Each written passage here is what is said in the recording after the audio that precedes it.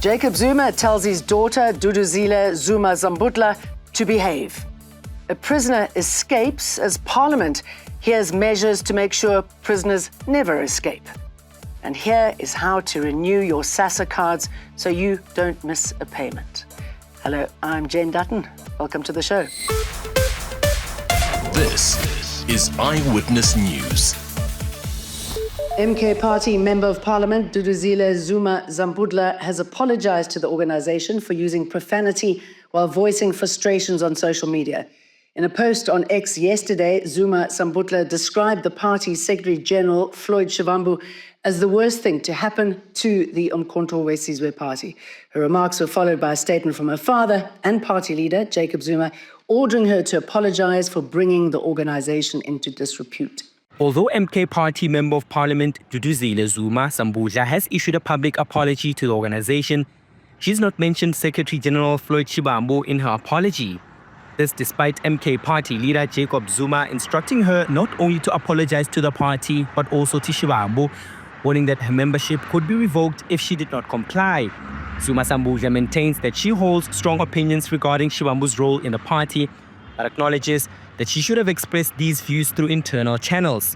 In a series of posts, Zuma-Sambudla criticized Shivambu, calling him useless and even using explicit language to insult him.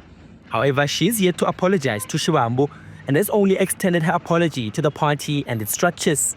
Alpha Ramushwana, Eyewitness News. The Umkhonto we Sizwe party says it's a fact that former President Jacob Zuma is the most successful head of state the country has ever had. It says his leadership represented 9 years of progress, which can be borne out by statistical data. During debate on the State of the Nation address, the MK Party's parliamentary leader, John Hlophe, said it was pointless to debate President Ramaphosa's address because he's never lived up to any of the commitments he's made.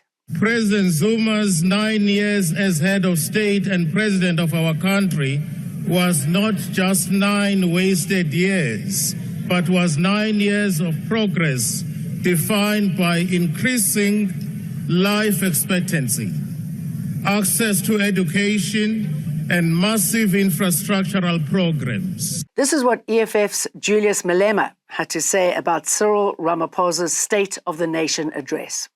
We are not cowards, and they must not try us. And we are saying to you, do not be misled by people who are saying you are under siege because of expropriation, which is meaningless act. That act does not say anything, and they all understand that language. Opposition parties have criticized the government for not fulfilling its promise to repatriate the bodies of soldiers who lost their lives during a peacekeeping mission in Eastern Democratic Republic of Congo. The South African National Defence Force soldiers were killed by M23 rebels while serving in the peacekeeping operation. Their bodies were initially scheduled to be returned to South Africa last week, but the government has now postponed the return to this Thursday. It is common cause that Minister Motshekga is certainly out of her depth as it pertains to this conflict. Secondly, it is clear the fact that South Africa's role in the DRC was not a peacekeeping mission as we keep getting told. Certainly that's inconsistent with the SADC's own resolution. It's a combat mission. Action SA Member of Parliament Athol Trollip says government doesn't care. The tragic part about this whole story is that it's been more than 2 weeks now, and the bodies are decomposing of our fallen soldiers in the Eastern DRC. Doesn't appear to be any kind of feasible plan to extract them and to repatriate them, and their families are aware of that. But there are other families who are concerned about their soldiers that are wounded. The ceasefire between Hamas and Israel appeared increasingly fragile after US President Donald Trump warned, quote, all hell would break loose unless Hamas releases every Israeli hostage by the weekend. The truce in place since 19th of January largely halted more than 15 months of fighting in the Gaza Strip and saw 5 groups of Israeli hostages freed in exchange for hundreds of Palestinian prisoners.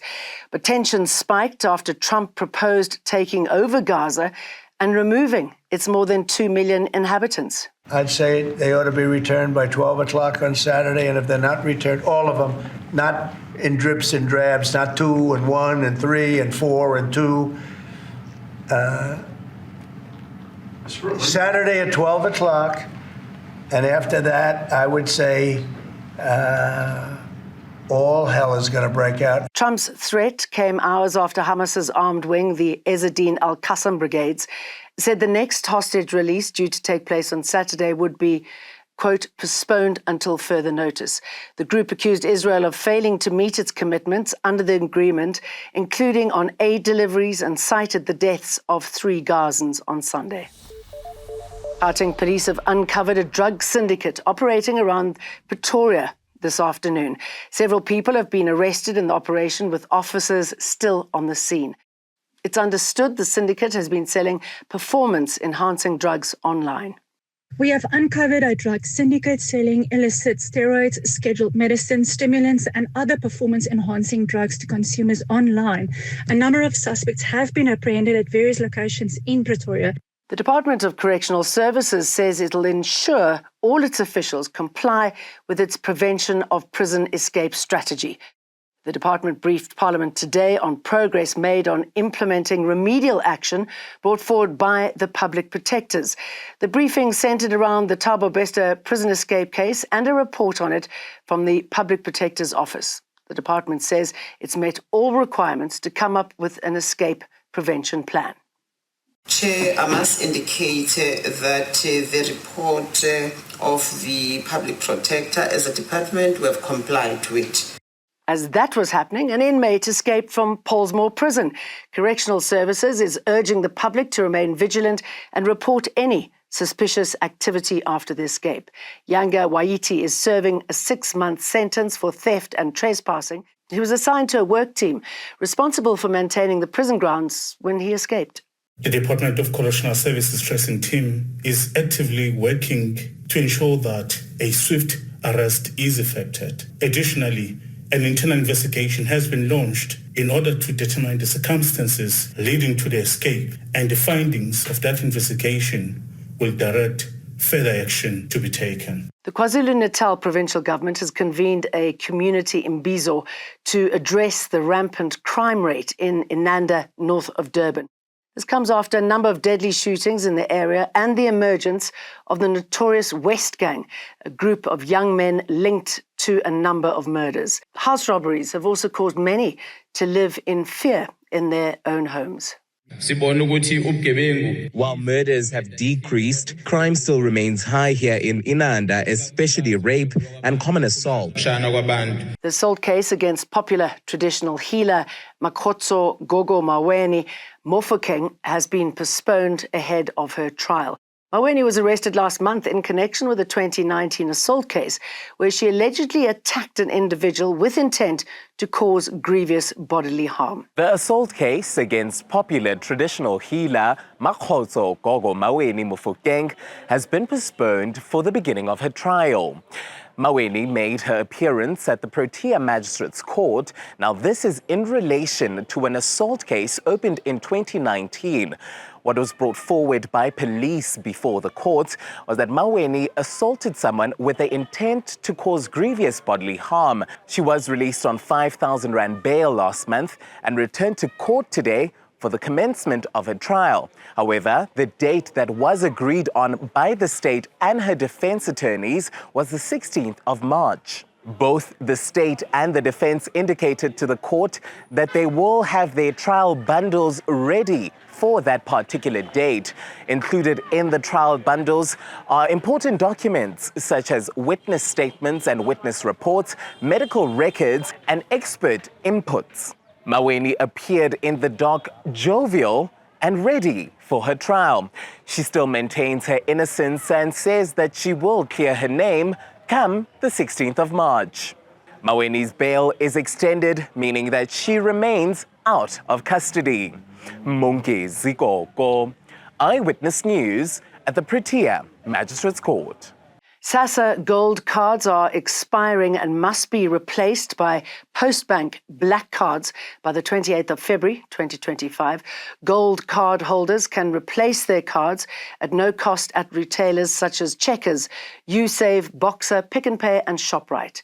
You need to bring your ID or temporary ID along to do so. Should you have any more questions about the card replacement process, call 0800 53 54 55. It might be difficult to access your funds if your card has not been replaced. I just need to clarify just a small matter that people are actually migrating from a Sassa Gold card to a Post Bank card. So if the systems are down, it's not Sassa systems. It may be systems of other entities. Thanks for watching. We'll see you for more again tomorrow. Eyewitness News, in touch, in tune, and independent. For the latest, log on to ewn.co.za or ewn.mobi.